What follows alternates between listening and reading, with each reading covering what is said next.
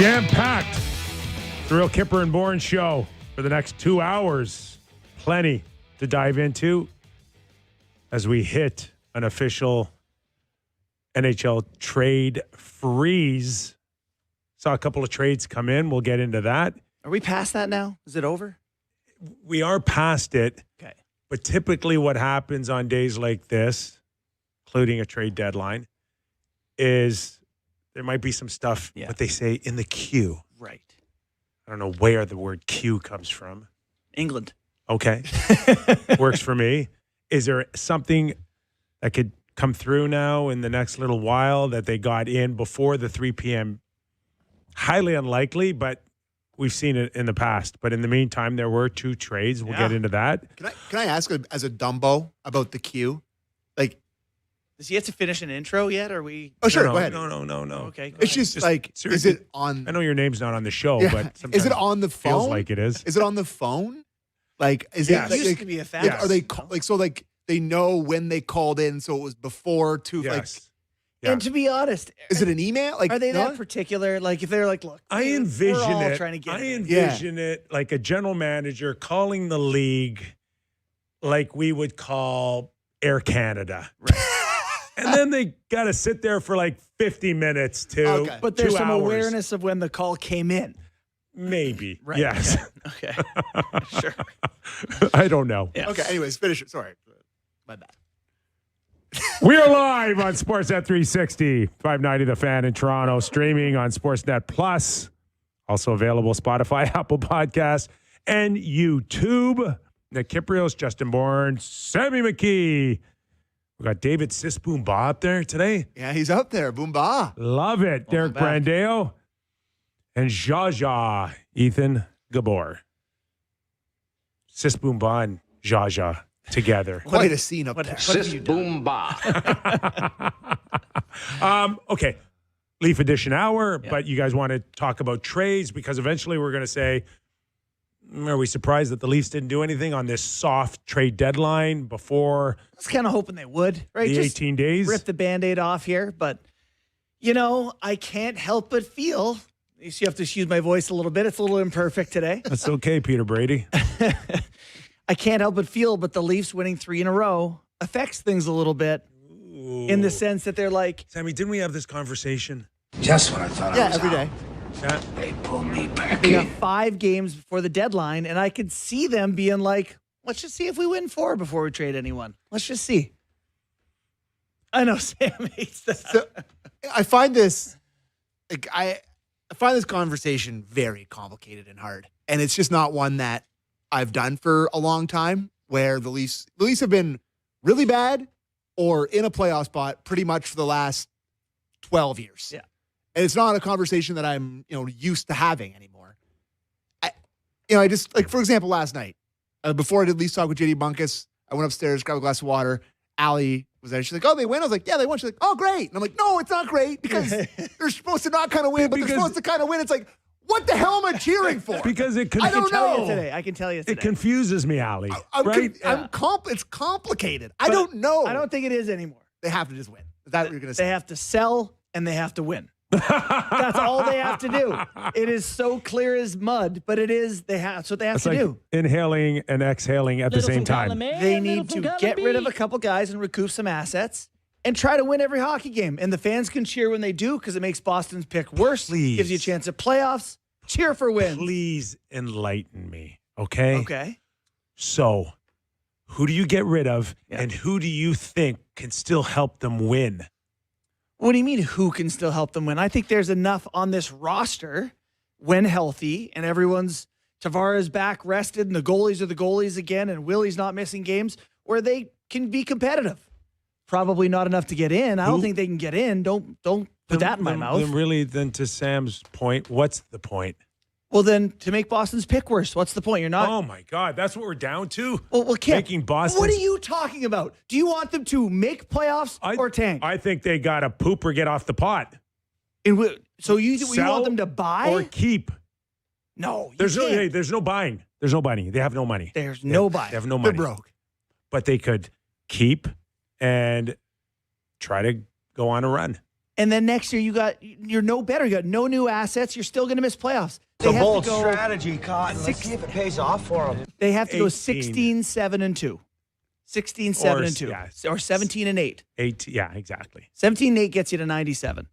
But I think you guys may be arguing about the same thing.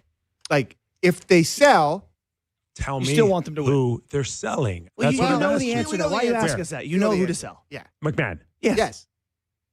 You could be Lawton. It could be OEL. It could be there are options. There's a litany of gentlemen that I would be willing to sell. But if you Then do, you're done. You are done. You aren't making any run. They're You're done. not making. Okay, so we're not. but you don't so, think they're done. So there's no pulling. There's no one's getting pulled back in then on this 3-game win streak Fans with the are. 5 points. Fans are. But you're telling them they got no shot because they're going to get rid of all these players, and you're only going to make yourself How much so worse are much they weaker. if they lose Bobby McMahon? How much worse? he plays on the top Yeah, line. worse, Probably worse, worse. a lot worse. Yeah, Okay. a lot worse. They're worse. Mhm. I'm No, not they're arguing worse. They're worse. They're worse. They're definitely worse. Yeah. But so what? And who fills in for Bobby McMahon for the next 25 Who games? cares? Who cares? Okay, so we're throwing in the towel. You want Yes. to win every Okay. game now. There's no doubt. There's Okay. no point in tanking. All right. You want to win every game. I don't think for 1 second that's going to happen. I don't see it. So they're going to re-sign him then? Or are they just going to walk another guy to the door chasing a playoff spot they're not going to get? Because that's the dumbest thing I've ever heard. So you think they're not even going to trade McMahon? No. Is that what you're getting at here? To Justin's point, I think within the 5 points now, they're looking at it and they're going, okay, where are we when we come back? And we'll have 12 full days. Are we still 5 points out, or are we now back to 9? And if that's the case, and you feel like you don't want to spend $5 million on McMahon, you do move him. Mm-hmm. But I don't see them moving OEL. I don't. I'm sorry, but not that guy. Leafs schedule coming out of the break starts with a back-to-back Tampa Bay and Florida. That's not good. And then you got the Senators, who are one of the 5 best metric teams in the league. And then you play, I think, Philly and the Devils. Actually, they have 6 games before the break. You have a back-to-back with the Devils and Rangers. Philly, Devils, 6 Rangers. games before the deadline, you mean? For the deadline, correct.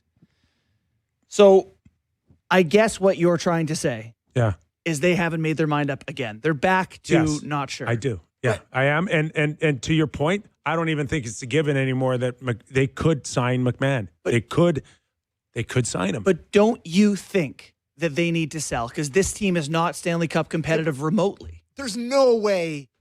Like, They have to sell. I have to believe that they're smarter than that. I have to, like, if I'm a fan of this team that spends my nights all winter long sitting in front of my television, watching this product and caring about it and spending money on it, I have to believe as a fan that they are smarter than You that. think they're dumbos. Like, they I can't don't do think this. they're dumbos. I think they don't want to. I don't think they want to miss the playoffs next year. Then sell. Yeah. Like, Right? Sell, and then fans still get to cheer for wins when they come. And you think you could sell 3 or 4 pieces right now and still make the playoffs next year? No, 3 or 4 is a lot. I think it depends who you sell. I think McMahon's fine. I said yesterday, keep OEL. I think OEL, you still have the chance to sell him next year.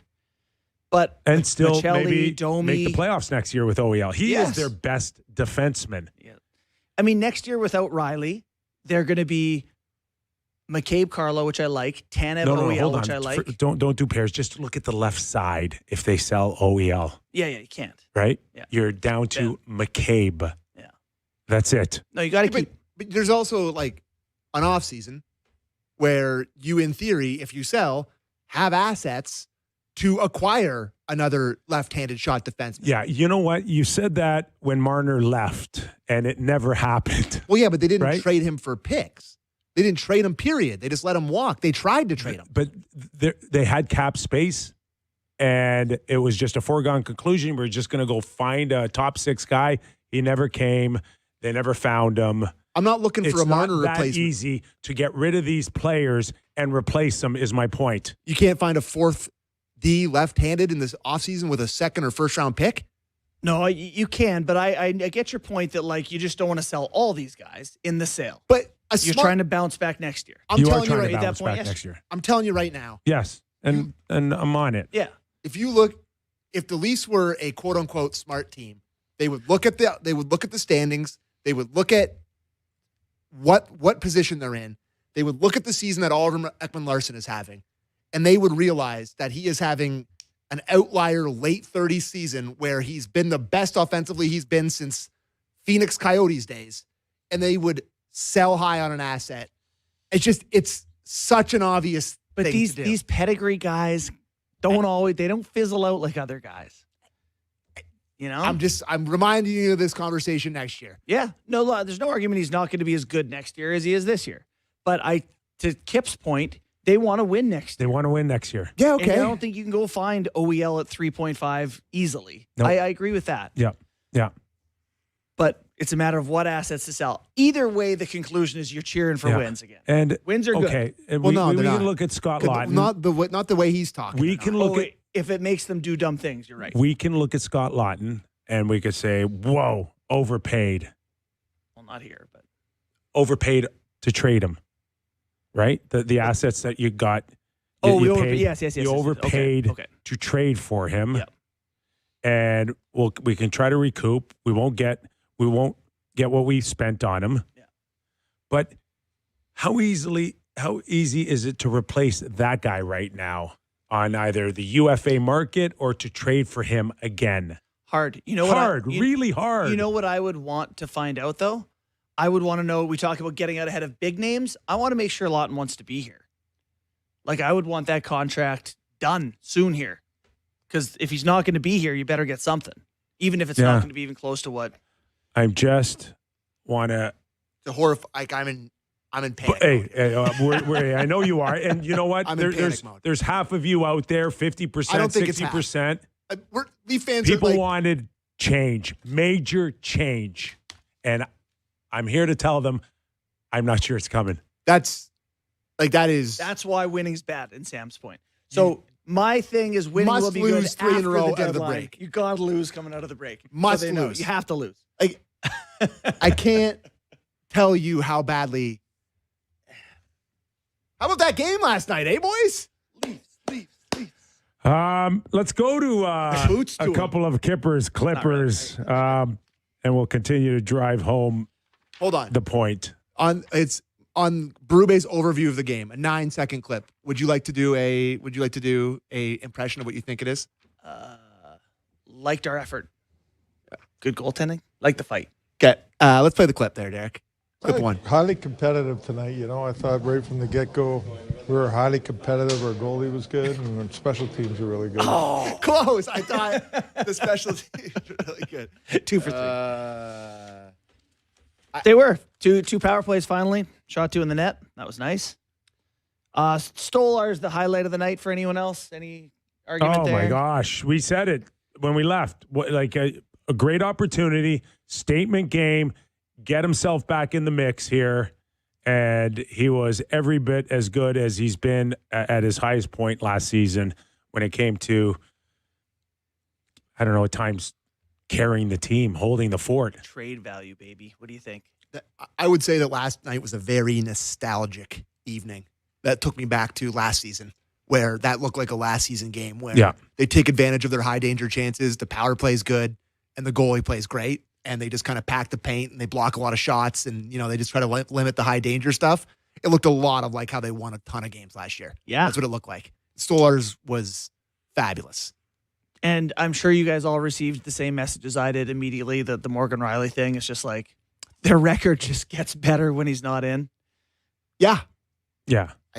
It is 25-5 now. Yeah. In the last 30 games with them out. Listen, it is what it is. He's going to come back after the break, and I don't know what happens, but I would bet to guess it'll kind of look like whatever it's looked like in the past when he's in the lineup. And I'm not saying that like they're going to lose and he's shoveling. That's not my point. The point is he's just going to come back and he's going to play his 18, 21 minutes. And you hope that if you're Craig Berube, it fits in with the momentum that they've shut down with today. Do you think that his contract is a plus value contract, or do you think you have to attach something to get rid of it?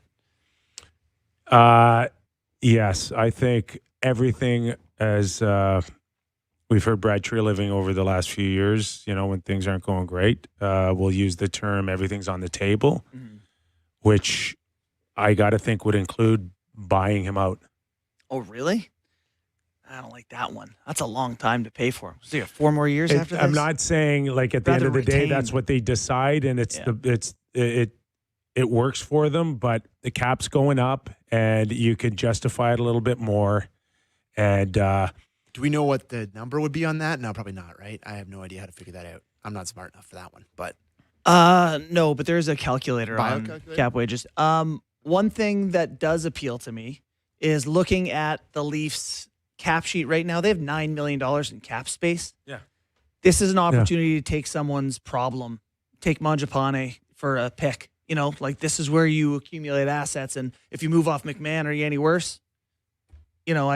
Yes, I know you are, but at least get a pick in the process. You got someone to fill the spot to get you to the end of the year. Again, if you're a day or two away from the trade deadline and you're looking at 9 points, and I think that's maybe they could take Chris Paul for a pick. We can see that sort of stuff. Yeah.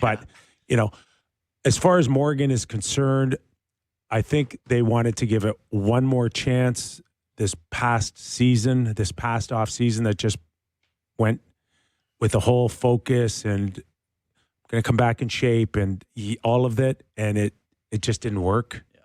And then they're going to have a hard conversation. And yeah, there might be a team out there that says, listen, he can skate, he can still munch minutes. I'll work with it.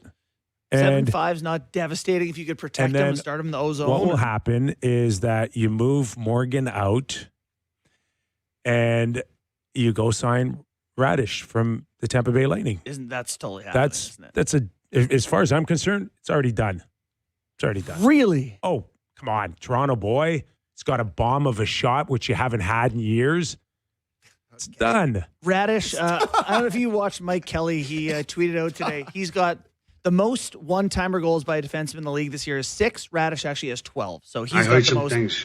Come on. He's got 60 shots over 90 miles per hour. That's how you got to be careful of what you start. What's he going to cost? Oh, I don't know. So he's 29, so that helps you. Yeah. 5-6 mil Thank you. a year. No problem. Okay. All day long. I'm in. Let's go. All day long. Bring me Radish. Okay. I calculated the buyout for Morgan Rielly. I did my calculations and I clicked on it on Puckpedia. Zach Galifianakis. Yeah. The buyout cap hit starting next year for 4 full seasons would be $3.5 million, and then 4 more after that at $2 million. I hate it. Yeah. I'd rather just say to someone, listen, we'll retain 2. You get Morgan Rielly at 5.5. Play him on your second pair. Off you go.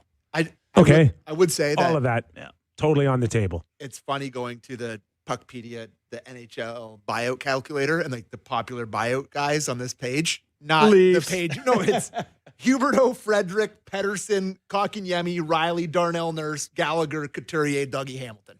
So if you don't want to be on that page if you're a hockey player. Anyways. No, you don't. We want to hear from Craig Berube on the trade deadline or Bobby McMahon potentially being traded. Sammy? I thought actually a couple good clips from the coach. Let's do the Bobby McMahon on potentially getting traded first. Clip 5, please. Well, I mean, the last, I've coached him for last year and this year. I mean, he's been a very good player for us in a lot of different ways. Scoring for one, his speed, physical tonight. He does a lot of good things for us, and he's a valuable player for this team. He's never liked him. I just love that last. Could you just play that last little bit there, please, Derek? Valuable player for this team. Valuable player. So if you're one of a dozen teams that need help, he's valuable. Yeah, he's going to cost you. He's a valuable player for this team. He's entered first rounder territory, folks. God, I don't. I'm possibly, depending on how desperate teams are. I think there's a sense of overvaluing right now. Yeah, And you do that with your own guys. Once you get past the Olympic break and you're into that single digits before the deadline, prices drop. And I think the Leafs, if they're out of it by a long shot and they have no plans on re-signing him, will take whatever they can get. Don't want that. Rather have him. Let's do the last one there. Clip 6 on the trade deadline, Derek. How it affects that's part of the game, right? And it's even more in Toronto. We know that. So they understand that, I think. And, you can't read all the things. You got to just avoid it as best you can. It's hard to. It's out there and you're going to see it and hear it. But that's part of being a good pro. That's things you got to put behind you and focus on what you need to do for the Toronto Maple Leafs. There you go. Yeah, that's easier said than done. I thought the guys did a really good job of. Last game before It's the break. really hard this time of year on players, and I've gone through it a number You of ever hear times. your name in rumors? Oh, absolutely. And I thought it was done going to Buffalo for Tim Sweeney, I think. Oh, yeah? Yeah, and it was.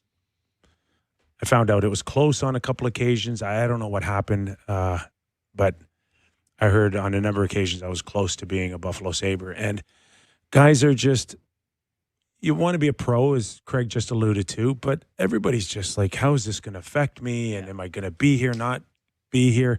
For the Leafs to come out and play hard last night and compete like Craig did, I thought showed a tremendous amount of professionalism from those guys.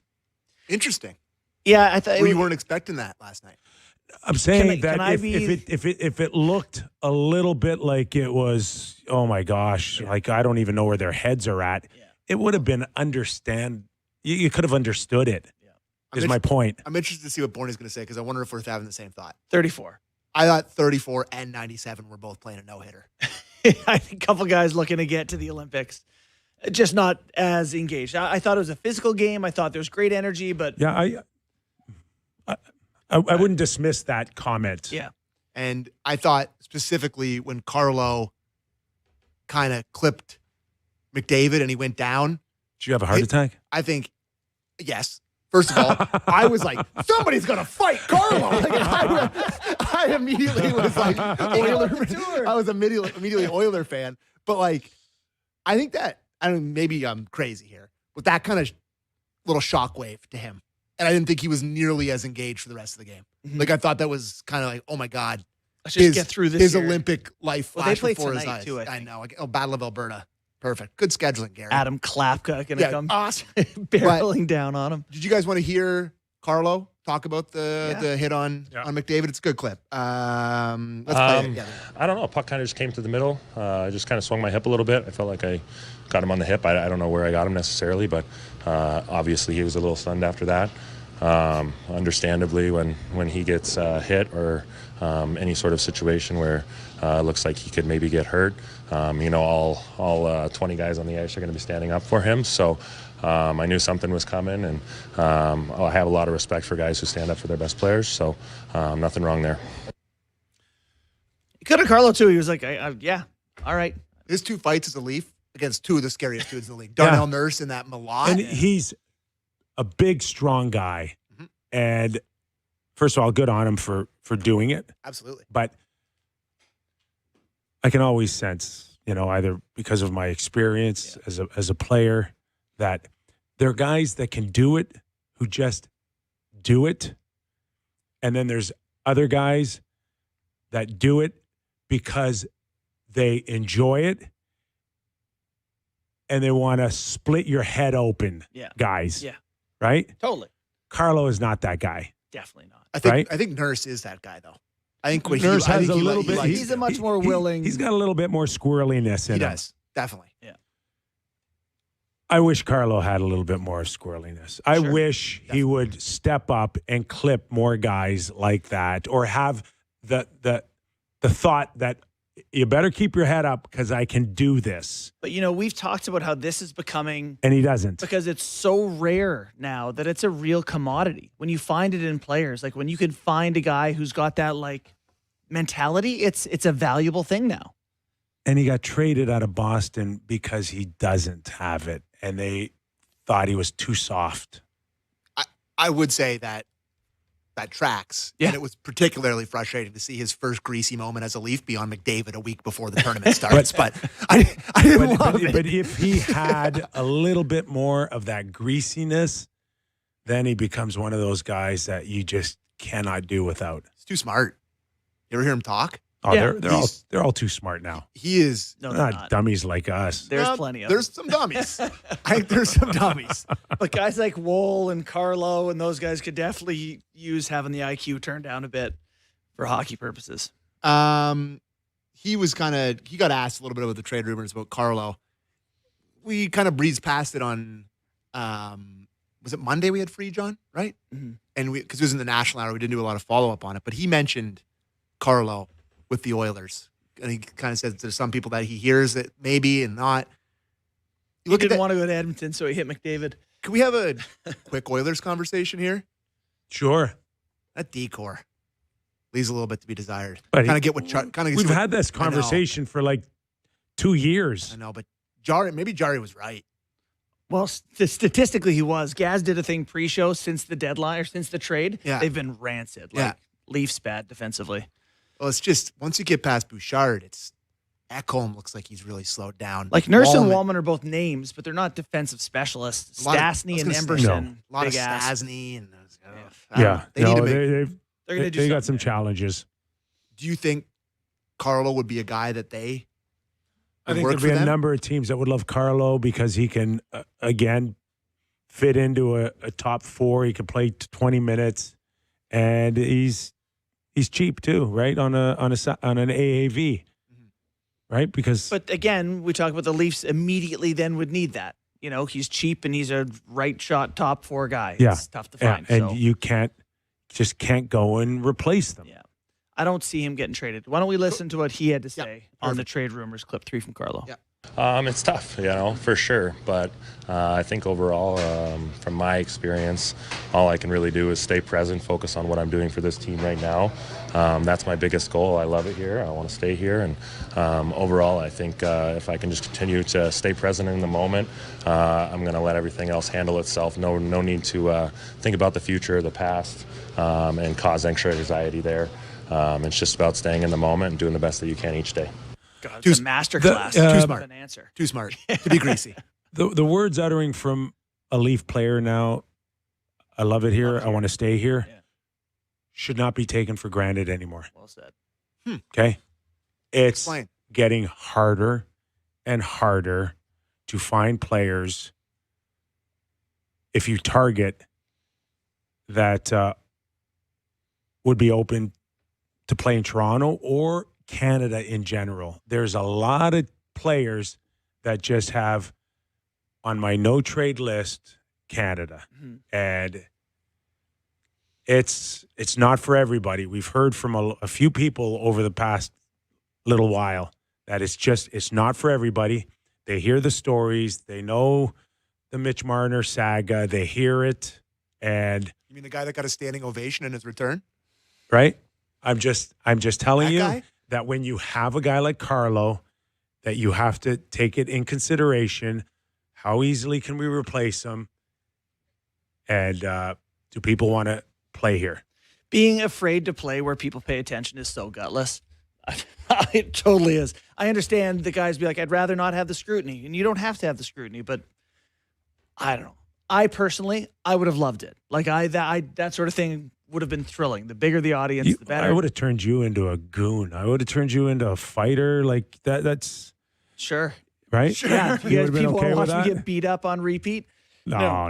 You're Savvy. you're sleepy I'm tough. sneaky. Sneaky. Yeah, panic tough. The guy who's just like, 1,000 volts of adrenaline. Ah! So You would have been the most popular guy here. you think Darren Radish would like it in Toronto?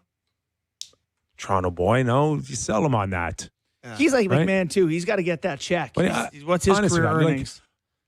Career earnings He 4.6. just fell out of the sky What for did you say? Tampa Hold on. Bay. What did you say? How much has he made? 4.6 million career earnings. Yeah, he's going to get that per year. How long of a contract would they have to give him? I think you could 4 or give 5 him years? 4 or 5. He's gonna He's going to command a lot here. And I don't know where this story ends up for Tampa Bay. Are they going to a conference final, a Stanley Cup final? Like, right now you've got them at the top of the class in the Eastern Conference, do we not? Yes. Well, them and Carolina. Okay. I mean, he's going to end up with what? 20 goals, 25 goals? Yeah.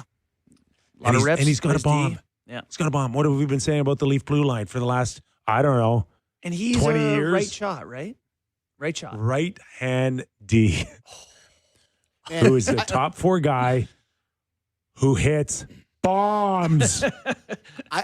Sammy. I have to say, just a hearty congratulations to Radish and his family. Like, just we just made him $1 million. Way too early to suck up to him. No, here. I just mean like in general on this year that he's having in his, like, a guy that's never really got paid, having this season in a contract year. This has to be one of the greatest contract years of all time.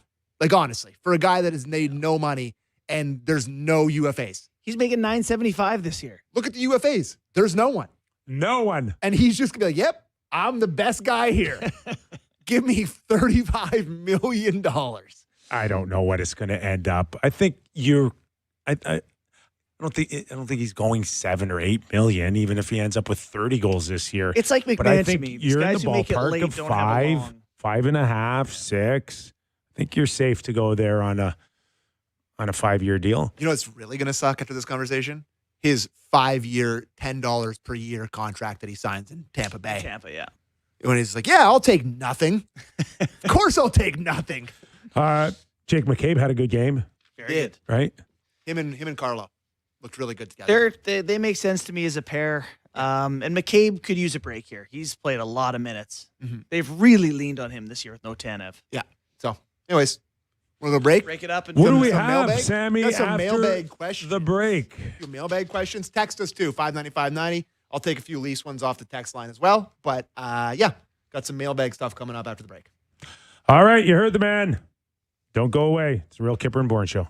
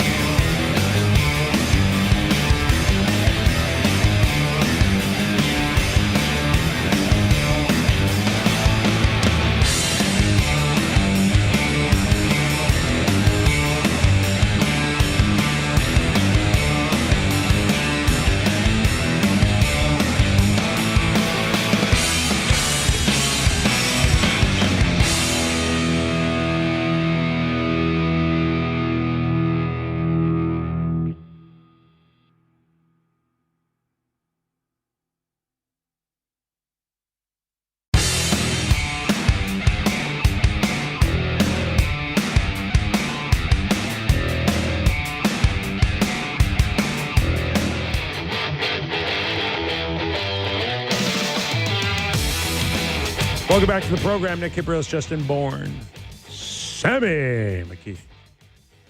You guys good? Yeah. Just reading up on Liam Greentree. Yeah. A lot of points, big body. Texted Books about him. You want to hear the Books scouting report on him? Very much. Is it anything to do with big and sleepy? He said, big body, power, average plus boots, not a burner by any stretch, second line power upside shooter. So there you go. The sleepy thing has come up in a couple things I've read online, that he has like tons of offensive sense, talents, huge, like lots of upside, but sometimes a little sleepy. But, buddy, you take more points in the OHL than anyone over the past 2 years. And the reason we're talking about him is he was traded for Artemi Panarin today. Panarin, a Los Angeles King, agreeing to a 2-year deal on a contract extension that will pay him $11 million AAV. 2 years. Talk about that a bit more up the top of the national hour. When we go national. I love that. I don't know if you read ahead in the lineup, Kipper. I don't know if you ever read my lineup. I didn't, but Do I do during the commercial break. Okay, good. And this is from Alex Culler on Twitter. And he probably was listening to this being like, oh my God, Kipper stole my thunder so hard. Yeah. He literally wrote, with Tampa being so scared to overpay Radish, is there a scenario the Leafs move off Riley this summer or deadline for whatever they can get and throw in a pick if you have to and throw $5 to $6 million at It's Radish? unbelievable. Nice work, Alex. Alex crushed But you it. threw out the $5 or $6 million. Did you see that? Nope. Did you give? Are you going to give Alex Honest credit? to God, didn't see it. That's unreal. Sorry, Alex. You had no credit. Don't feel bad, Alex. We don't pay attention to Sammy. You just nailed it, though. You should feel good about that. But listen, it's harder and harder to even go to a UFA and pluck. And that's why you got to go, you got to do your homework early. You got to get it out early, and you got to figure out early if this stands a chance or not. What you cannot do is what happened to the Leafs, Brad Treliving and Brad Marchand last July, where Get You caught count with on your- it happening. you waited and you waited and you waited, and then he goes in a different direction. Caught with your pants down. Well, Yeah. No other. well, you backup plan. needed a backup plan, which Well, I got a guy with M on his name, and we're 63. This is good. Big night last night. Thought he was buzzing last night. Michelli. Him and Nylander got real chemistry. They have had success together as a line. I want to present the other side of Leafs Nation, okay? Because we've been talking about the selling, okay? This is from Budget Boss on X.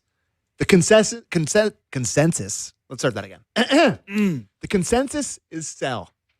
Was in that camp until 3 wins put us 5 points out.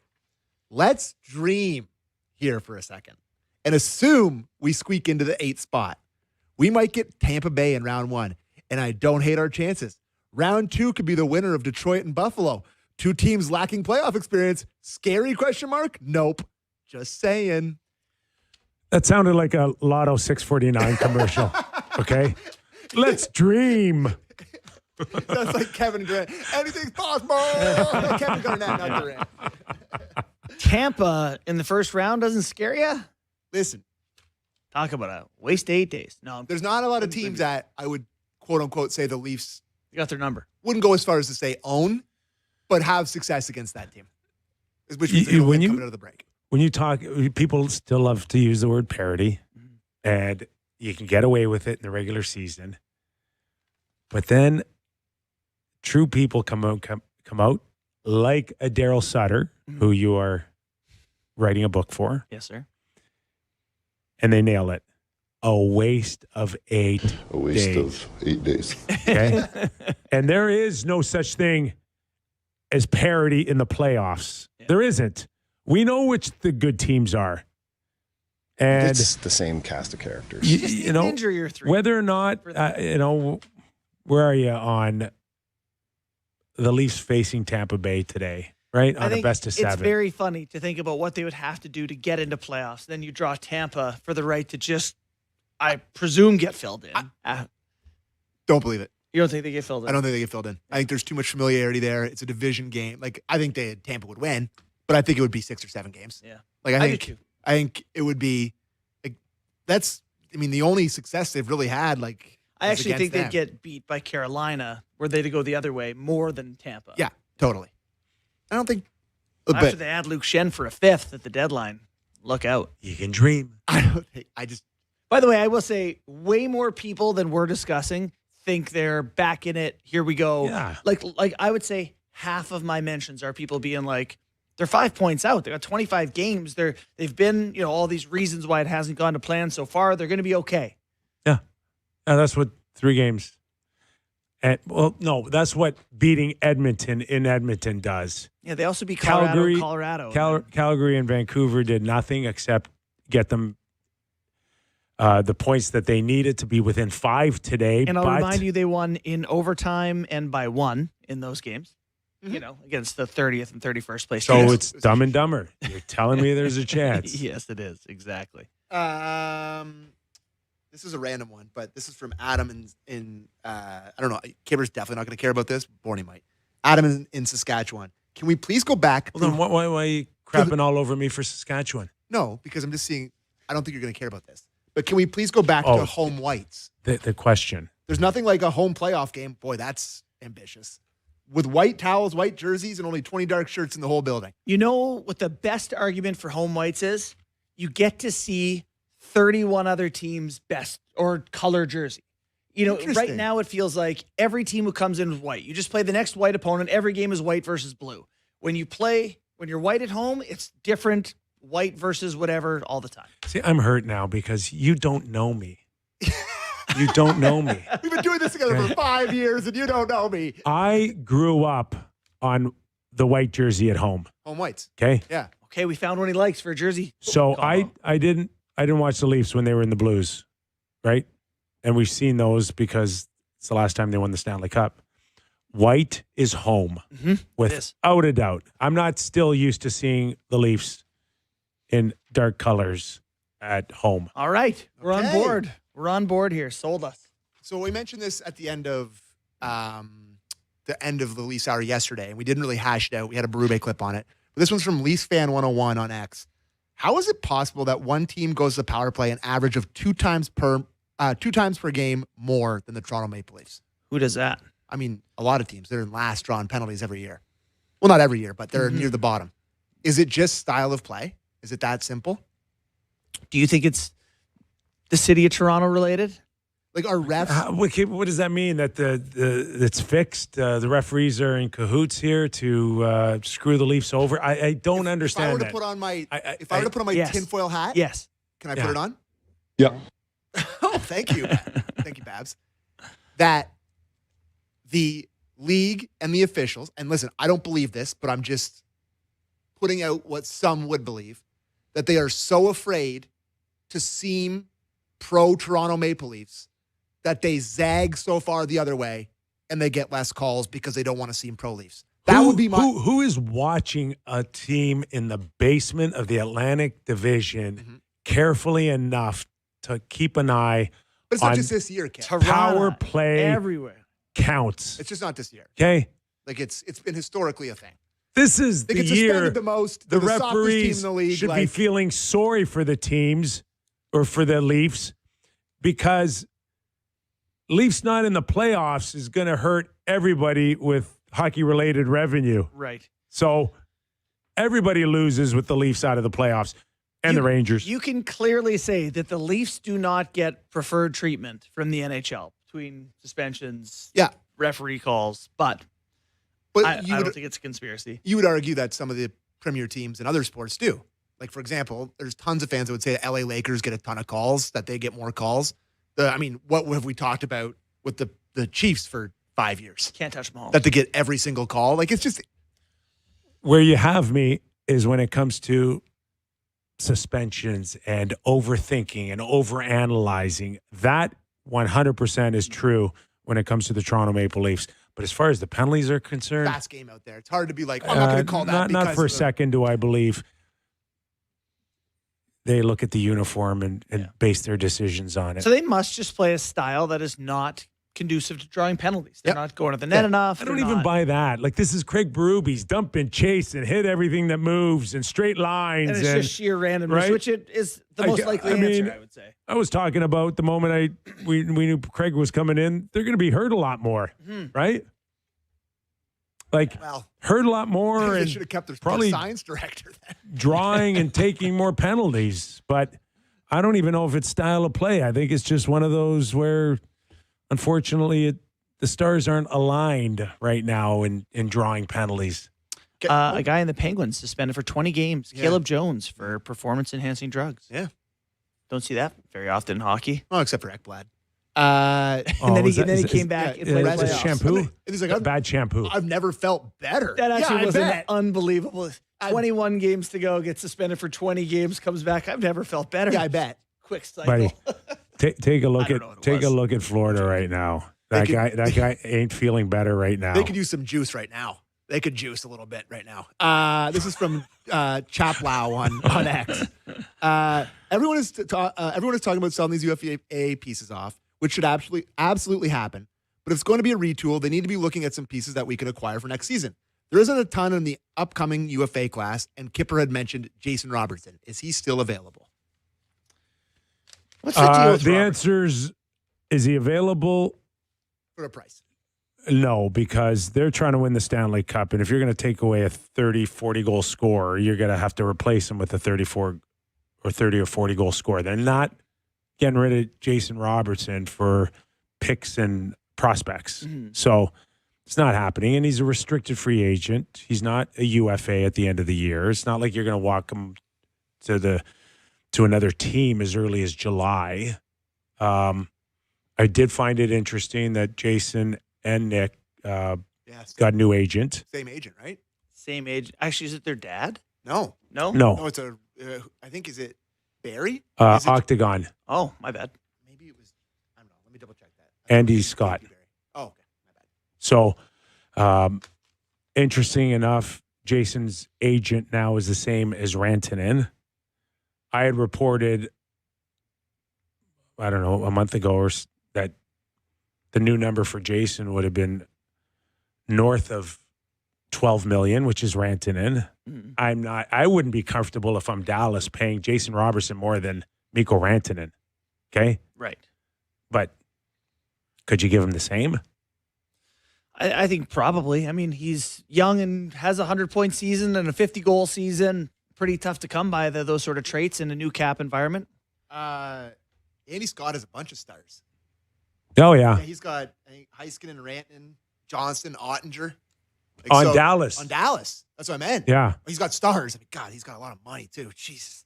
Yeah. It's good business, but it's interesting. But So I don't love Robertson. I'm not even sure they really love him too. So there is some time to, like, let's face it, if that guy was available this summer as a UFA, wouldn't the Leafs be all over him? Yeah, I would think Robertson? so. Yeah. Yeah. And I think they'd have no problem giving him 12 and a half or maybe even 13. I thought there might have been a chance that Panarin ends up there and maybe Oh, really? Robertson moves off, but the Rangers, Dallas would need a lot more of a deal for a much younger player. It also sounds like Panarin was pretty specific with LA. Like, I don't know the details, but it sounds like he really wanted LA at the end of the day, which I know we'll get to at some point. I got a tweet from maybe the same guy as the Jersey guy with the whites. Yep. But he said that they should pick a date halfway through the year and just switch.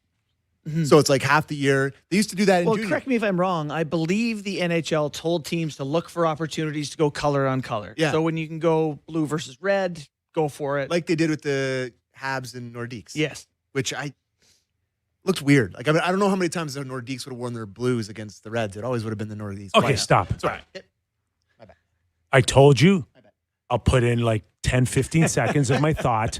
But the mere fact that we're still talking about this You're going to love this is one like even more. driving me crazy. No one cares. Oh, they care. People do care. But I will say, Well, my 15 seconds of caring. Right. there's so many texts about Morgan Riley as a forward. How many times do you get this? He's not a forward. How many times Not a forward. I get this in my mentions, I get this in DMs, I get this 5 times on the text line.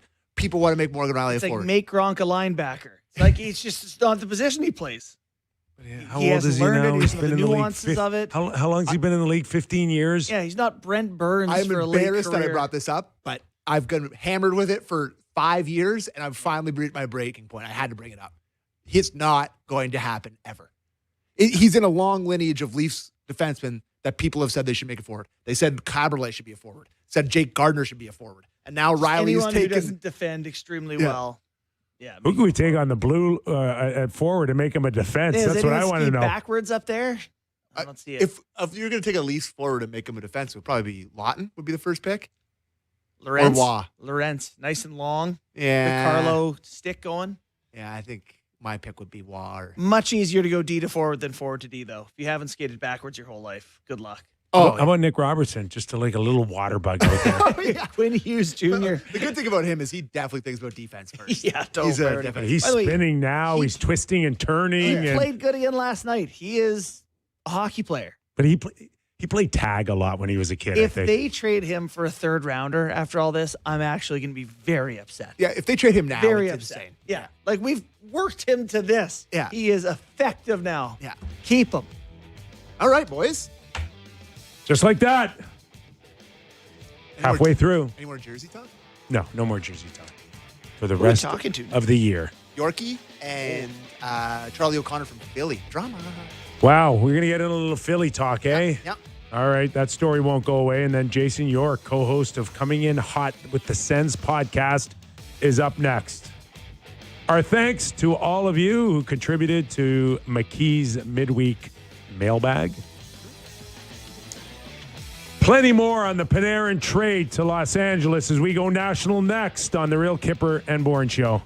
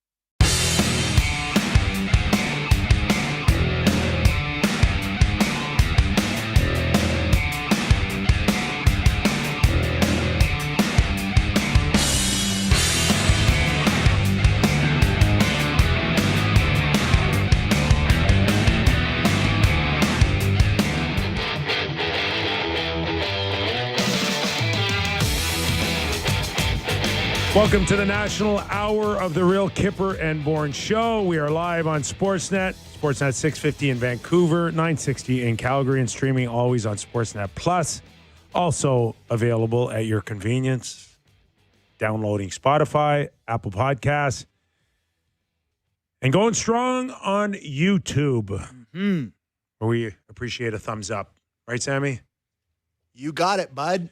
This hour, Real Kyper and Bourne, brought to you by Bet365. Nick Kypreos, Justin Bourne, and our very own Sammy McKee. In a few minutes, we'll welcome in Jason York, co-host of Coming In Hot, the podcast, former National Hockey League. Always fun to have him on. And Charlie O'Connor out of Philly will join us and maybe give us a little bit of a feel of a story that just won't go away. We should have clipped that Philly host you sent us the video of. People are very upset about the Michkov thing.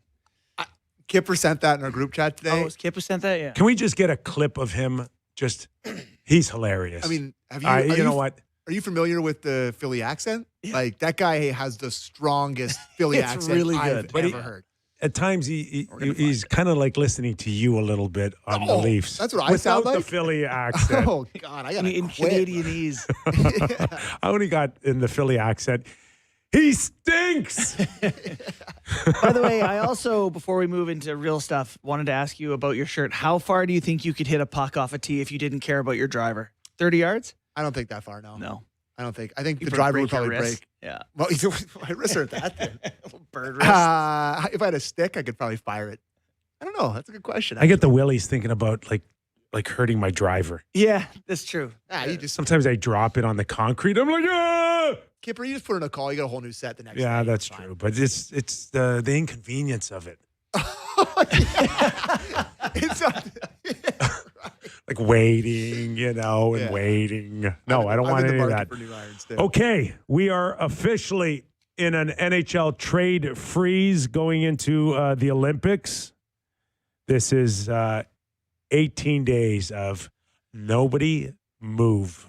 You can talk, but you can't do anything until it's lifted midnight, February 22nd, in which we'll see a sprint of 12 days to the March 6th deadline. In the meantime, up until 3 p.m. Eastern today, we saw 2 trades come in, New Jersey and St. Louis getting together for Nick Bjugstad.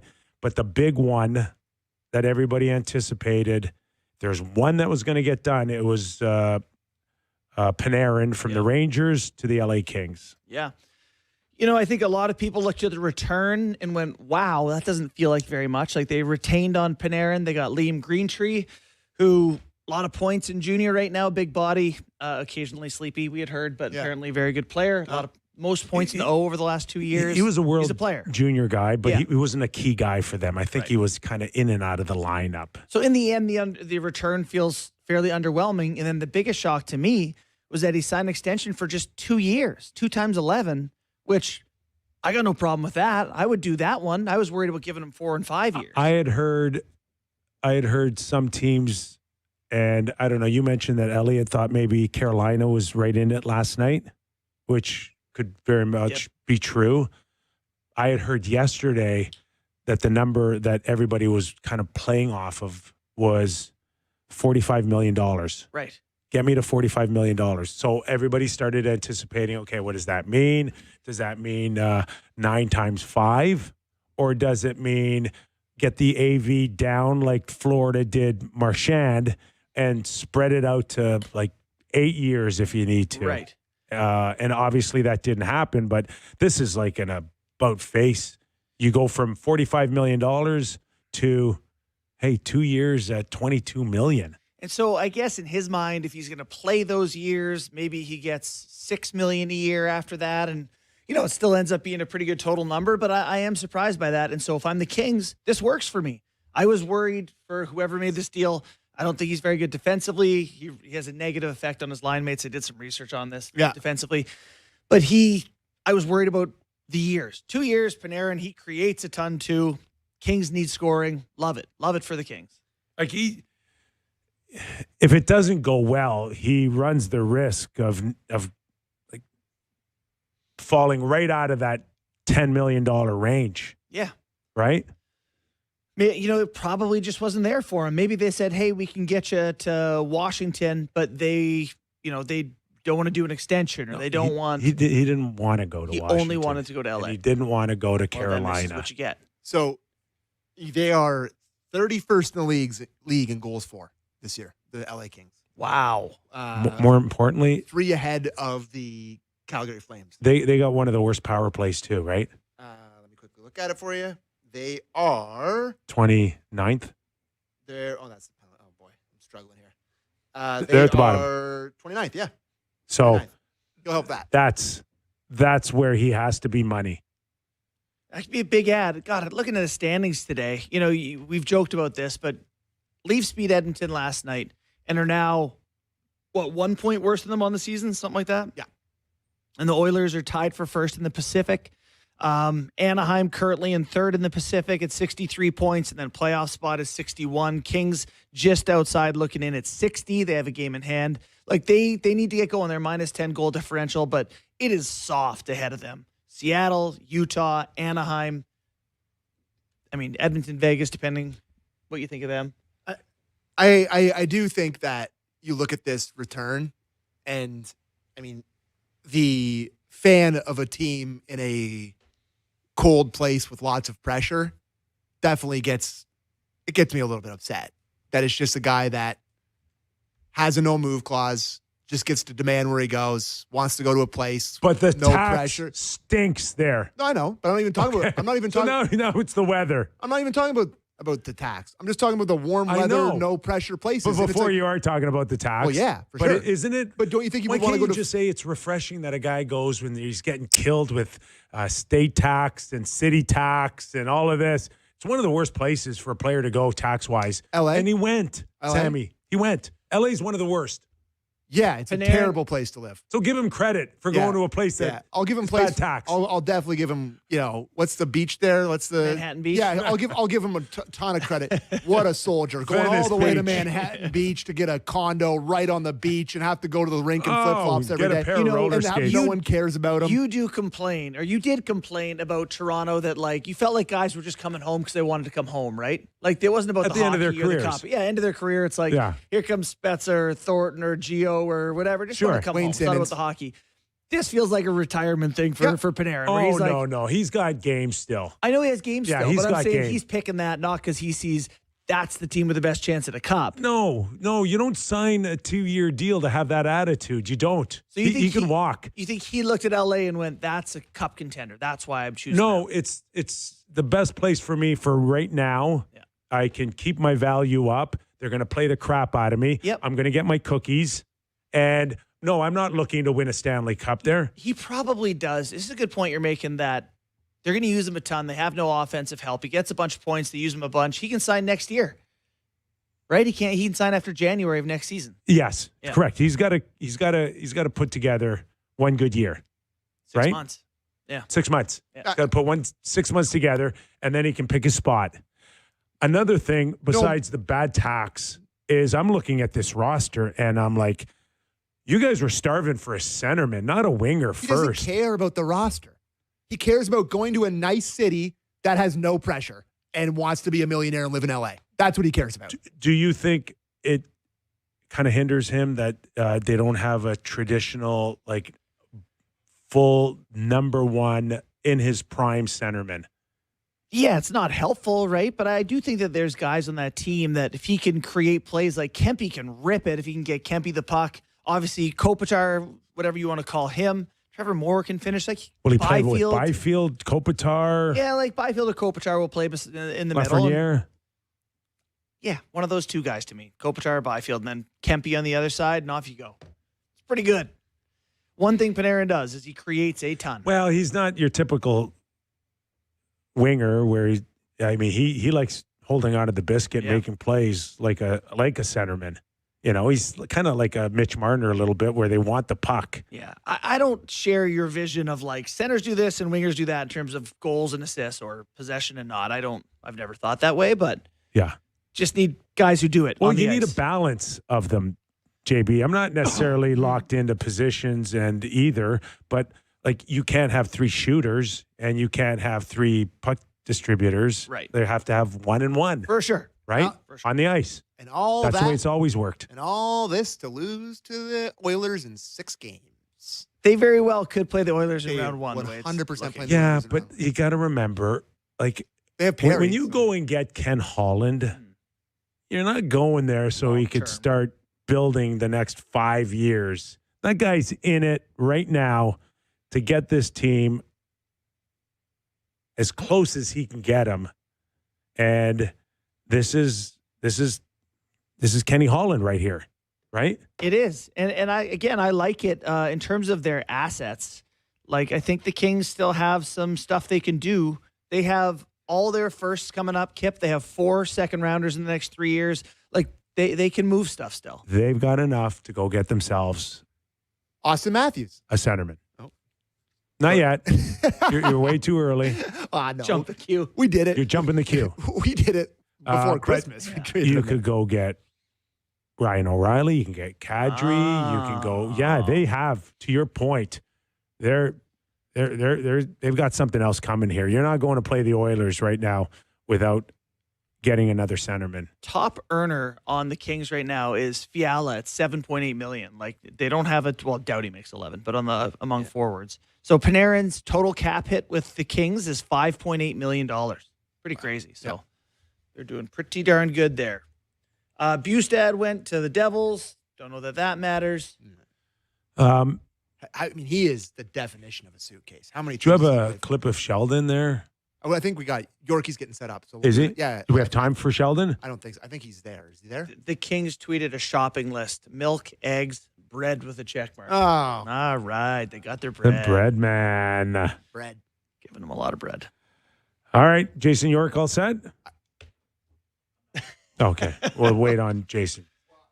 So, what did we like or not like about Sheldon Keefe in his post game, Sammy? Let's do it. Sorry, I'm getting talked to by 3 different That's people. okay. What'd you say? Sorry. Just do we have a minute or no? 'Cause I'm gonna have to lean on my boys upstairs. Okay. Do we have a minute? Or Do we have Sheldon Keefe post game on losing to Columbus?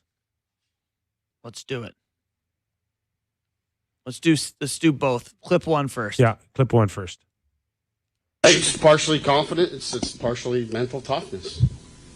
We're not mentally tough enough. Clearly, these are critical moments in our season. I go back to Ottawa, same thing.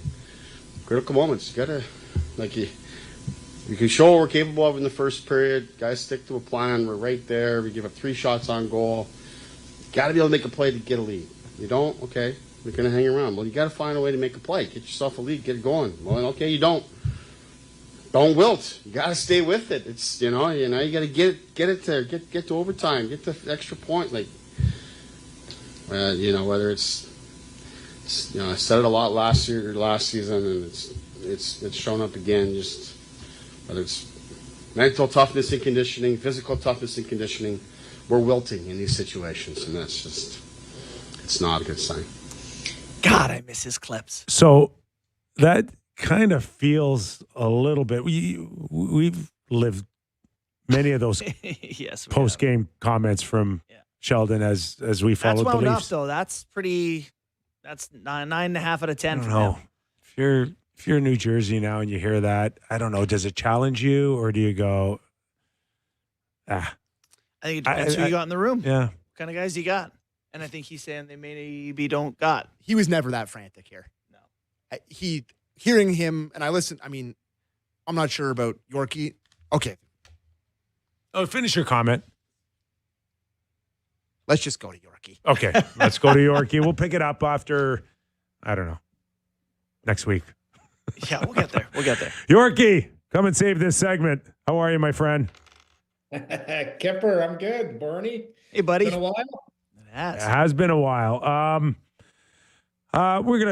We'll start, obviously around the Ottawa Senators, where you're right in the thick of things there. But before we do that, we just hit a trade freeze, and I don't know what you were expecting out of the local team of Ottawa, where you are right now, or just in general. We saw Panarin go, but do you have a quick thought on what many believed would have been a soft deadline, and perhaps would have seen more action than what we saw today?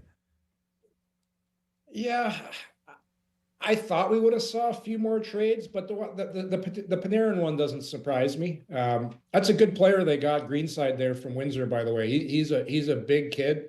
I'll shout out to Windsor Spitfires too, my alumni. So I like that trade a lot for New York, and for the Kings, they got a guy that can score.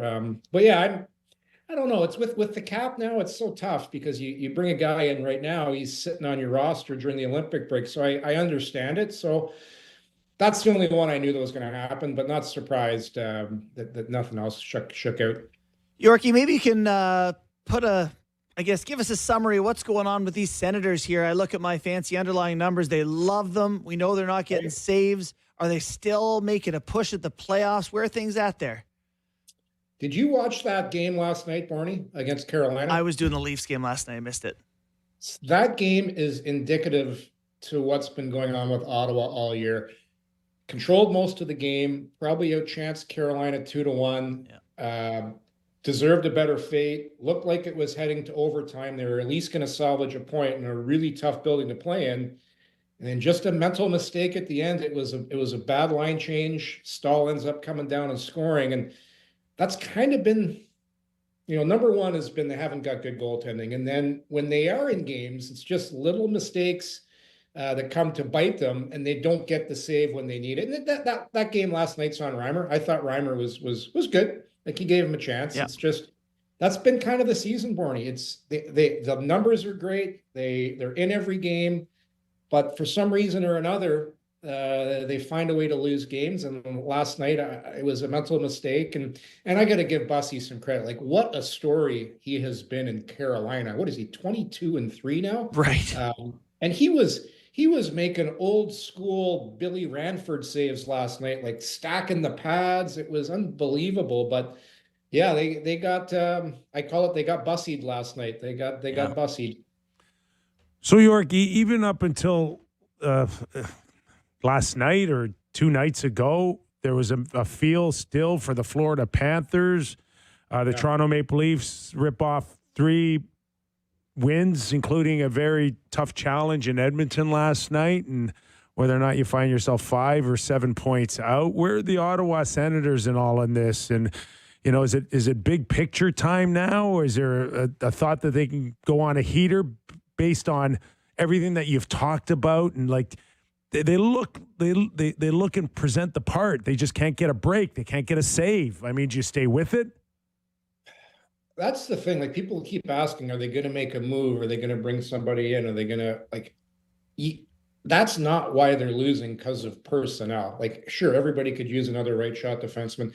Everybody could use another top 6 forward, but Bourne hit the nail on the head. They got great underlying numbers. They're in every game. There was too many games early on in this year where they lost because they didn't get a save. The other team's goaltender stood on their head. The one thing that did really bite them early on in the season was their PK, which has been better lately. The PK was not good early on in this season. It was a huge talking point, but they seem to have that figured out. But it's going to take a lot of things to go right, because as you guys know, when you got to jump over that many teams, it's a big task. So could you see them buying or selling at the deadline? I know there's enough games as we lead up to it, but maybe those games will help them make that decision. I think if they're going to do anything, Barney, I think they would like to get a right shot D. Like I said, so would everybody. Like, if you could make a trade that's going to help you for now, but also a trade that's going to be with you. Like, I don't see them making a deadline trade with a guy that's not going to be with them, part of what's going to be moving forward with this team. I think what Steve has done in the past is pick up guys that you can be part of it and move forward with the team. So I can see that happen to Bourne if the right situation evolves. Because, like I said, I think they could use a right shot D, a guy that can play with Shabbat. Jensen did a nice job last year. He's getting a little bit older. So that would be one thing. Like many other teams, get me another right shot D.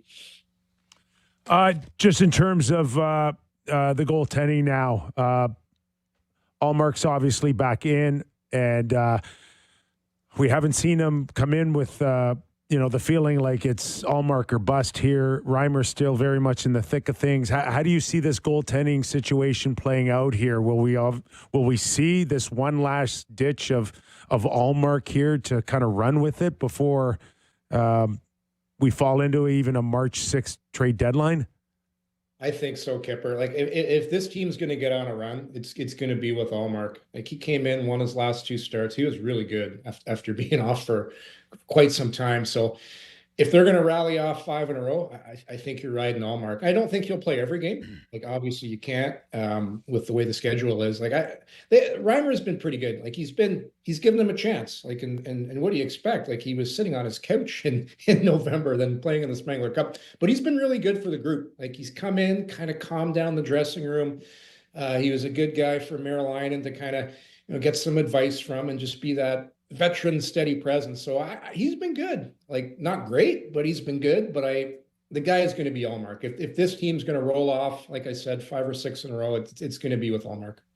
And how has Captain Brady Tkachuk been for the Sens? Has he got things going on the right track with team and fans and everything Ottawa bound? Yeah, they love him, Bourne. Yeah. Like how could you not love the guy? Like you hear passionate. The outside, you hear the outside noise, people's talk, their stories, and all this, but he's got the respect of the guys in the room. He's a good leader. He's putting up points. He's banged up a little bit, obviously with the hand and everything, or the thumb, excuse me. That's been it's hindered him. But no, he's been good. He's been good. Yorkie, a couple storylines here, including a report on Gavin McKenna. So we're just going to cut you a little short today. You okay with that? Hey, buddy, you got to do what you got to do. Breaking news. All right, pal. Thanks for doing this. Thanks, Yorkie. Appreciate you, pal. Co-host of Coming In Hot, the podcast. So is this story that is circulating, Sammy, coming in hot on Gavin McKenna. Yeah. What do you have for us? So I just saw this one kind of trickle around on my news feed here, and it's from Onward State, which is, I guess, an independent student-run Penn State news site. They've got 164,000 followers on Twitter, so it's not like a small it's also thing. been confirmed by this our own not saying people. it's a small thing, but they're the original to report this. But yeah, Gavin McKenna is facing 4 charges, including a felony of aggravated assault after an alleged altercation on downtown on Saturday night. So, I mean, some of the details in the story, I mean, I don't know if how much of this you want me to read, but... Well, you can just read what's been said. What's alleged anyway, we don't know, but what's being said. Well, there's a police report, correct? Yeah. So, do you have any details on that? So, I mean, this is from the piece. I'll read it out here. Penn State men's hockey forward Gavin McKenna was charged following an alleged altercation in downtown State College late Saturday night. The incident occurred, blah, blah, blah, along a certain street. State College police charged McKenna, 18, with felony aggravated assault that attempts to cause serious bodily injury or cause injuries with extreme indifference. Misdemeanor simple as assault and 2 summary offenses for disorderly conduct and harassment. If found guilty, McKenna could face up to 20 years in prison on the felony charge alone. Yeah. Yeah. Hate hearing this, obviously, right. Like everybody else. Here's a young man who's got, a draft coming up, regarded by a lot of people for a very long period of time as a potential first pick overall. Alleged, all of it's alleged. Yeah, we don't know where it goes from here, but huge concerns for teams now moving forward. There is. I mean, some of the reports just sounds like he got in a fight. Evan Smith is a reporter at Penn State there. He says hockey players attend Doggy's Pub after the game. Underage players get a wristband disallowing them to drink, and he slipped his off and was asked to leave the premises. This, I guess, led to something. And sounds like someone got hurt in a fight, probably. So, without knowing the details, I am curious to see how it all plays out. Like, if they see this through and there's no charges and it's no big deal, if people are able to just go, that happens to college kids who are young, or if it's a really big deal. We don't know the details, but obviously could affect him. We also know he's a freshman. We also know at his age, you run the risk of drinking And when you go to school, and I've had 3 kids go to school south of the border. Drank. Sorry? It's frowned upon beyond belief. You get kicked out of school. There's legalities involved in terms of underage drinking. Underage drinking. Oh, yeah. Yeah, and I'm not here to claim what happened down there. I don't know. Right. Yeah, it's so all let's alleged. make that. We have no I idea. don't know whether he was drinking underage or not, but that stuff messes you up legally, right? Especially not being from there. Yeah, so that will have some effect. I'm curious on his ability, with the university, if there's any effect with the hockey team. It's unfortunate, man. Stuff happens at university in a minute where you're young and making mistakes, and we'll see. Yeah. TBD on that. Game time or no? Yeah, let's go to game time. Okay. It's game time, presented by Bet365. Visit the app for latest odds. See why it's ever ordinary at Bet365. Must be 19 plus. Ontario only. Please play responsibly. 10 games on tap tonight as we head towards the official break. 2 more nights of hockey tonight and tomorrow night. The Oilers are playing on the second half of a back-to-back.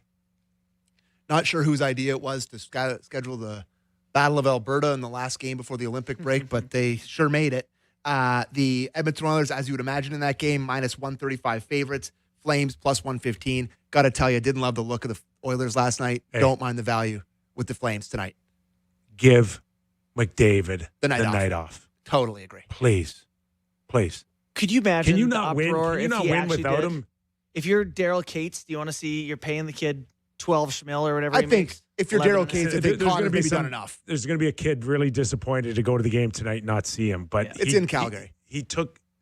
Doesn't matter. Calgary or Edmonton, it doesn't matter. There's still that 7-year-old who wants to go see the greatest player in the world. But he took a shot last night, okay? And if he's not 100% and he's feeling up to it, please give him the night off. McDavid has to be F3 all night, dump the puck in, F3 hang back, scrape this, play like Ovi. How about 6 minutes of ice time tonight on the 3 power plays? Yeah, sounds good. You good with that? Yes.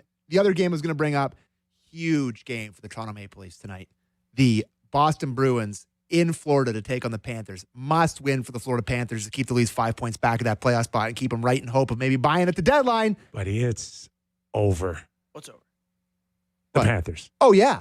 But the Leafs need so? the Panthers to win. Yeah. The Florida Panthers in this game, They're out of gas. they're minus 160 favorites in that game. Florida. Boston plus 135 on the money line.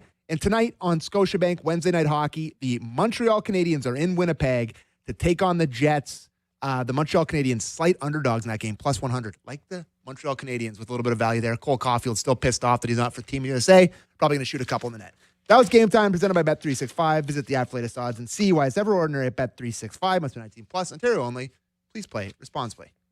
It's okay now to say Florida is out of gas, and it's just time to now. If they win tonight, they'll be 7 points out of playoffs. They can still do it. So, Marchand not playing tonight? Yeah, he is. No, he's not playing tonight. Oh, they ruled him out? He's out tonight. Oh, I don't know. No. I mean, according to Okay. our intrepid assistant producer, That's straight Ethan courtesy Olympic Okay. wrestling. Jaja Gabor, I he had says. heard Lindell and Marchand were in, but maybe that changed within the last little while. Okay. Anyways. Okay, let's, we'll wait for puck drop to see. yeah, let's go to break. We'll get to Charlie. All right. Sound good? Yep. All right, let's do it. Okay, more around the league as we tap into what's going on in Philadelphia with those Flyers when we return to Real Kyper and Bourne.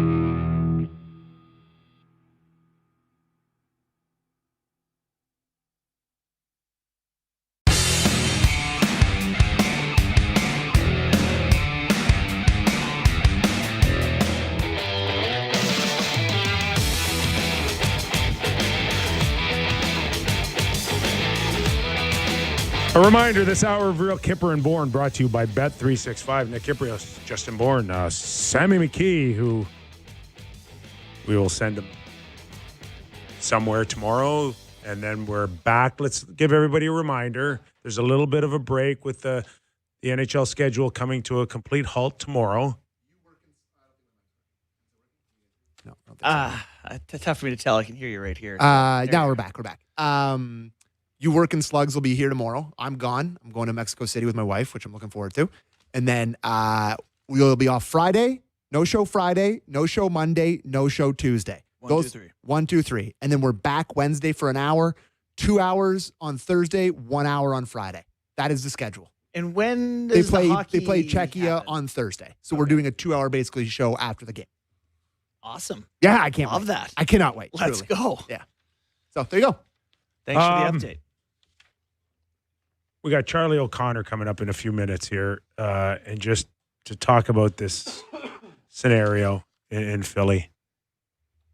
Why is it such a big story? I don't know. I want to find out. Like, it's not really the first time a coach has really called somebody out publicly. So particularly a star who's not quite got it going, and you're trying to find ways to get him going. We did hear from Daniel Brière, who went to the podium or had his own little kind of calm the water down moment, which we've seen already from a few teams. Tom Fitzgerald being one of the latest ones a few weeks back. Right. But clearly he felt the need to address it, and he made it clear under no circumstances is our prized possession available for trade. Yeah, weird team for me this year, too, because I can't really tell what direction they're going. Like, they're not out of the playoff race. If they win their next couple games, they can be kind of right in there. So, I don't know. Looking forward to learning a bit more about them and seeing what Michkov's got. What's up? Oh, I don't know. No, we don't, I don't think. We will get to that after. Why don't we talk about not Philly and wait for Charlie? All right. Or we could actually, I see we have Berube on Michkov. Or Brière. That's Brière. Why don't we play Brière, and that'll lead us into, let's do that. Sorry, what did you call our show today in the commercial break? No, I'm not calling it anything. I don't feel comfortable saying that in air. Let's listen to Brière. That Let's it's just a get dog. the guest. That our show's been a dog's breakfast. Yeah, it's been a all real day. convoluted situation going on up here. Can we listen Buddy, to Brière? you're already in Mexico City. Let's face it. I came very prepared. I booked 2 good guests, and that's all I can do. Oh, Charlie's going to save us. God's sake.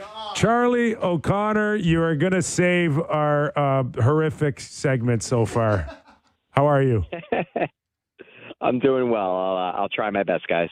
Well, in saying that, is there anyone that could save the Philadelphia Flyers from themselves right now? Because I don't know whether or not this is a story or it's not a story or it's just snowballing into something that really shouldn't have been something at all. What are your thoughts on what's transpired here in the last few days? Yeah, I mean, it's a story. It's a story because the future of Matvei Michkov is so important to the Philadelphia Flyers' future that it has to be a story. And it's a story because, you know, I was part of the podcast crew at the Flyers Charities Carnival on Sunday that interviewed Rick Tocchet when he made his comment that went viral and became a thing. And it did seem like there was annoyance on the part of Rick Tocchet. Now, whether that annoyance was more directed at Michkov the player or if it was more directed at fans who want Michkov the player to get more minutes, I'm not sure. You'd have to ask Rick Tocchet and hook him up to a lie detector as to where that frustration was coming from. But it sounded like a coach who was annoyed with the discourse and also was willing to reveal things about Michkov's, you know, failings over the last, let's say, 6, 7, 8, 9 months. That was a little jarring, especially to a fan base that has come to believe that Matvei Michkov is, one of the, if not the key aspect of how this team is going to turn the corner from, being a bad to mediocre team into not just respectability, but actual contention. So, is it overblown? Sure, to a degree. And I think Danny Brière last night, when he spoke with us in the Philly media before the game, did a good job of calming the waters and basically addressing any of the bigger concerns. But I don't think it's a non-story because Michkov is really important, and it's true that Rick Tocchet isn't giving him that much ice time, and it's true that Michkov didn't show up this season in the best of shape. So that by itself is a story. So just prior to Rick going public on your podcast, were there whispers of dissension between the two of them? Was there whispers of Michkov showing up late for treatment sessions or coming to camp extremely out of shape, and then Rick just brought it to light to everybody? So we knew that Michkov didn't come to camp in the best of shape. That probably began to come out, and it was reported by myself, by national insiders like Elliot Friedman, by other beat writers on the Philadelphia beat. That came out probably around November is when we really started digging that up, because he got off to a really slow start. Then we all started doing some digging, trying to figure out why, and then it became clear that he didn't have the most productive summer. So that's not new. I'll say that. Now, if you're asking, is it new that Tocchet's frustration? I wouldn't say it's new. There was a little mini blow up that Tocchet had with the media in December, where it was before a game, it was after a morning skate, and a few of us asked a bunch of Michkov questions in a row. It was after a local network, local broadcast caught Michkov and Tocchet, and then one of the assistants kind of having an animated conversation on the bench. So we started asking questions about Michkov, asked about like 3 or 4 straight questions, and then Tocchet kind of lost his temper and was like, you got to stop asking questions about Michkov. There's too much about Michkov. He's just got to play better. That's how he gets more ice time. So this isn't the first time that maybe Tocchet's frustration about the focus on Michkov has boiled over. That said, this was the first time that he really went all in, number one, on the reason why I'm not playing him, because this all starts because he gives him 10 minutes and 21 seconds of ice time on Saturday. That was a season low.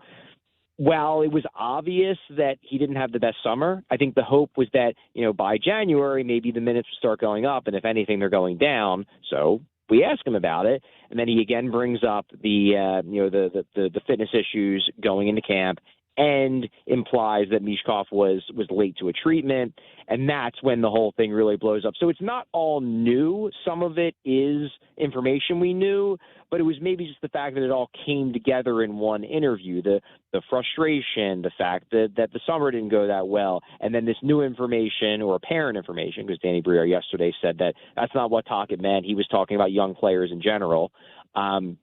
This new information comes out, and it all comes together into one thing that starts a controversy.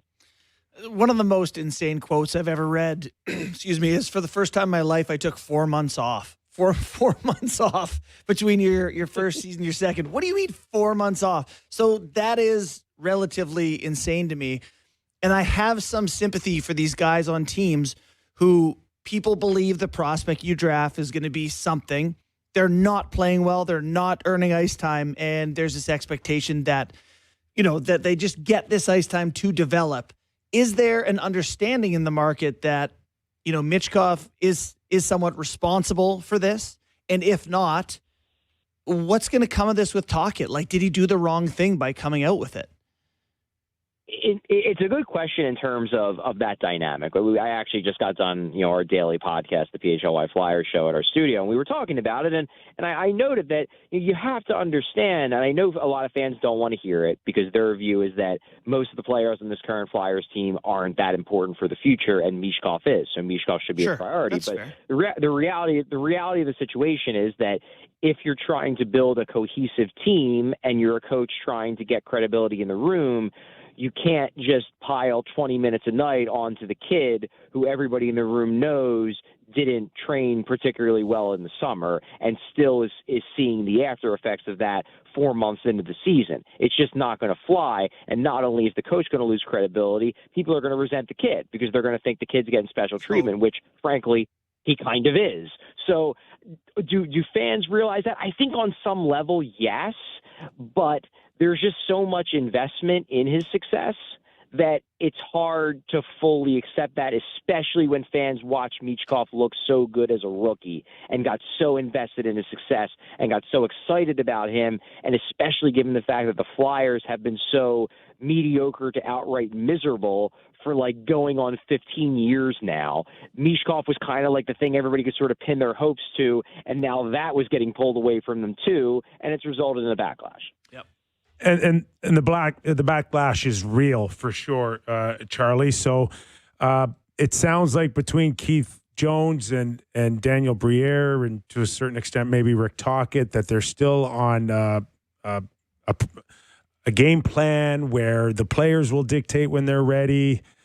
I think they want to present as something really calm still in the Flyer organization, but there's a sense that they're going to just keep going on the program that they're on.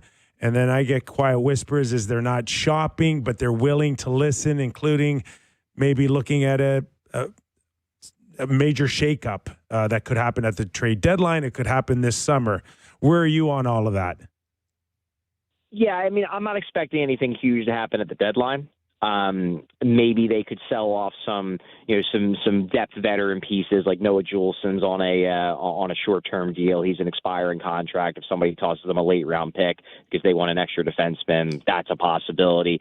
But I'm not expecting them to go big selling. I think they would trade Rasmus Ristolainen, but I just don't know if there's going to be any takers given the fact that he spent most of the last 2 years injured. He's healthy now. He's playing for Finland in the Olympics, but he's an injury risk and he's got a pretty big cap hit even aside from that. So I'm not sure there's going to be much interest there. The one thing the Flyers do have to account for, though, and this is maybe where the whispers about some shakeups coming are, is that they do kind of have a logjam. They have a logjam on the wing.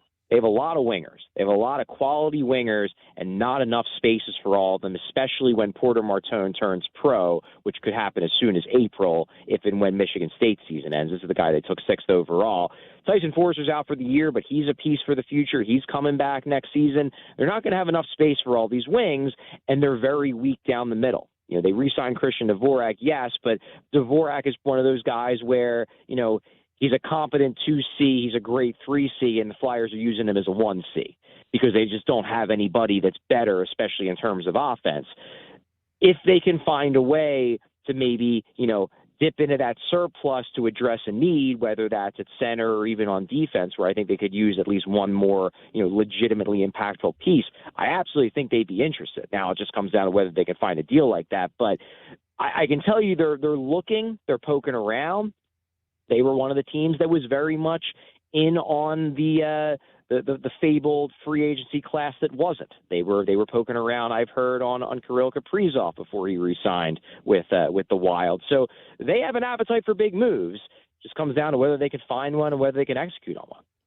So do you think any of this, just to toggle back quick to Michkov, some of the panic is related to how the Cutter Gauthier thing looks right now? Like how, I don't know how Drysdale has been, but it doesn't feel great that Gauthier's been very good. Yes, I absolutely think that plays a part. And Gauthier's been great. The Gauthier situation is just tough because we don't really know why. He won't say why. The Flyers basically have said, we wish we knew why he cut off contact with us and told us he didn't want to be a Flyer, because he's never told us, and I have no reason to believe they're not telling the truth. So I find it hard to kill them for it because I know the situation they were in. But purely from a fan perspective, I understand why fans are frustrated. They're watching this guy light it up over in Anaheim. And look, Jamie Drysdale's taken strides this year. He has improved so much defensively. He's become a legitimate second-pair defenseman at the NHL level, where he's a solid play driver. He's making stops with his stick. He's showing off his smarts. So he's going to be a player. Yeah.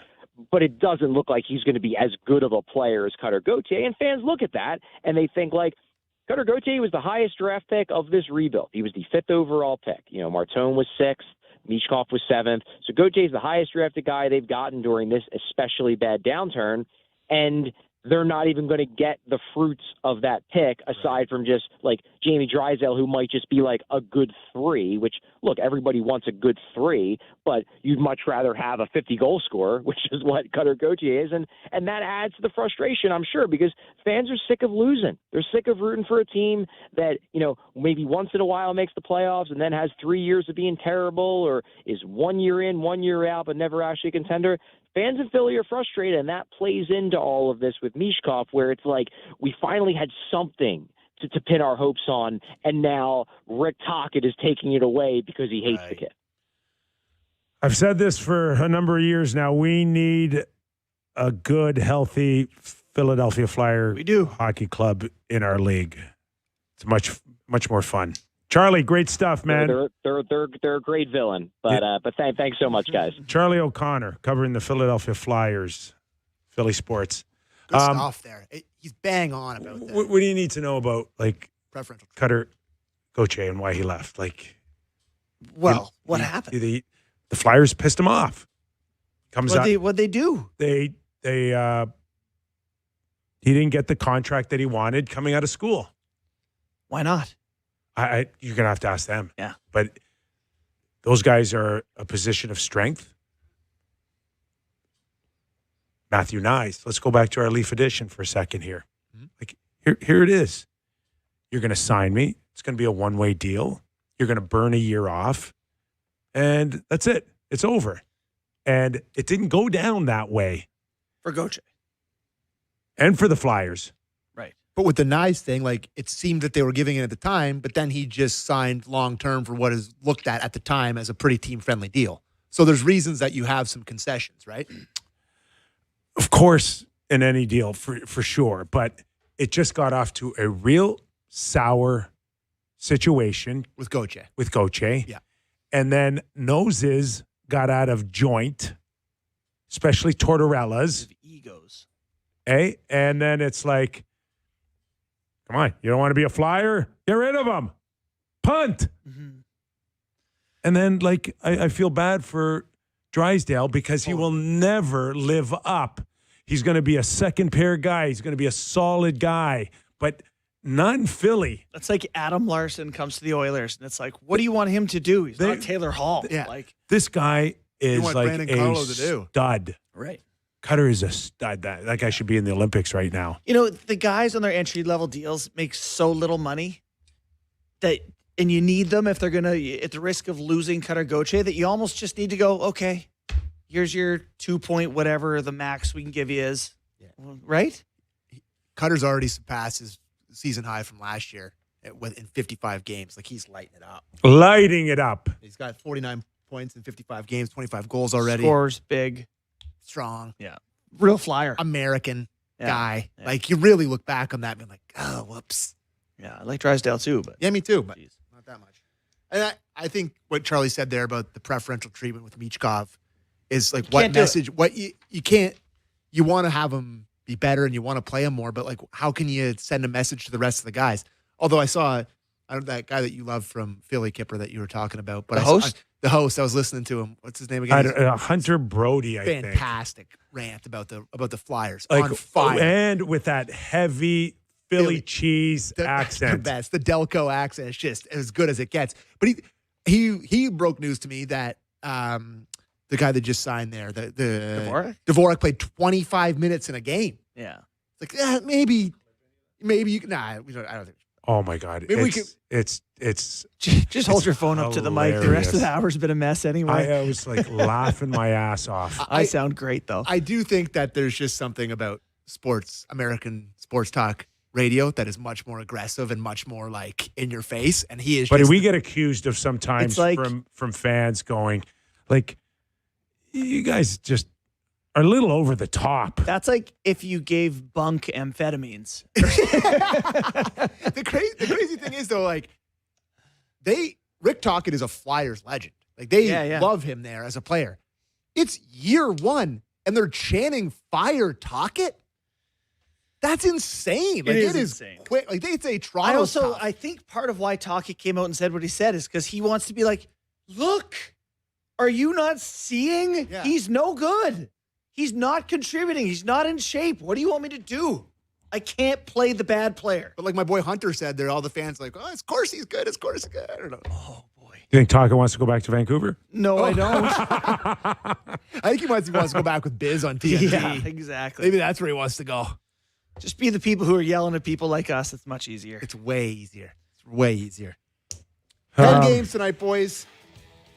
2 more nights of hockey before there's no more nights of hockey. You're in Mexico. Oh, yeah. Enjoy, pal. I will not be here tomorrow. Stay safe. Yeah, Sammy. I'll do my best, you know. Okay, do not get yourself in trouble. I'm not coming out to bail you I'll be fine. in Mexico City. I'm not. I'm going to leave you there. Totally. I'm really looking forward to it, and it's going to be nice. There are light beers there. I love it. God dang, little blue can. See you later. Our thanks to Charlie O'Connor. All right. And Jason York. And, Yorkie, of course. 10 games on tap tonight. Pick yours. Justin and I will be here for you tomorrow. Anyway, who's with us tomorrow? I think Alec Martinez, potentially PK. Wow, Sam. That's Christian's problem tomorrow. Thanks for watching. Thanks for listening.